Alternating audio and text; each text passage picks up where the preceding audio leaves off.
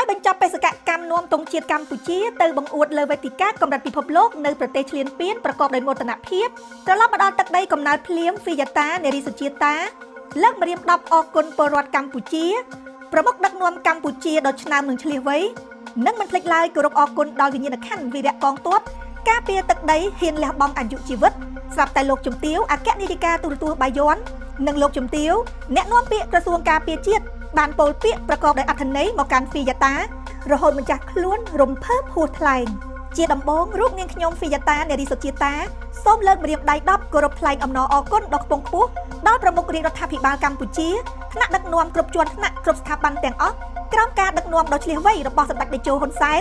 និងសម្ដេចបវរធិបតីហ៊ុនម៉ាណែតក្នុងការរក្សាការពារសន្តិភាពជូនជាតិមាតុភូមិសូមគោរពវិញ្ញាណក្ខន្ធកងទ័ពជួរមុខសម្រាប់ការលះបង់និងពលីដើម្បីជាតិសូមគោរពថ្លែងអំណរគុណសម្រាប់ក្តីស្រឡាញ់របស់ពុកម៉ែបងប្អូននិងប្រជាជនកម្ពុជា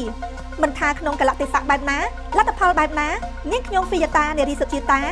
ជាកូនខ្មែរនៅតែបន្តខិតខំប្រឹងប្រែងពាំនាំឈ្មោះកម្ពុជានៅលើឆាកអន្តរជាតិមិនឲ្យបាត់បង់ឡើយទីបំផុតនាងខ្ញុំធ្វើបានសម្រេចហើយទង់ជាតិនិងឈ្មោះកម្ពុជា Cambodia នៅតែអាចបង្ហាញរូបរាងយ៉ាងអស្ចារ្យនិងស្រស់ញញឹមទៅកាន់ពិភពលោកមួយនេះនាងខ្ញុំមានមោទនភាពណាស់ដែលបានកើតមកជាកូនខ្មែរមានកេរដំណែលដ៏ល្អផូរផង់ I'm coming back home Cambodia មួយផុសរបស់អ្នកតំណាងកម្ពុជារូបនេះត្រូវបានលោកជំទាវហ៊ុនម៉ាណានិងលោកជំទាវម៉ាលីសុជាតាចូលមកចែករំលែកដោយភ្ជាប់ខ្លឹមសារថា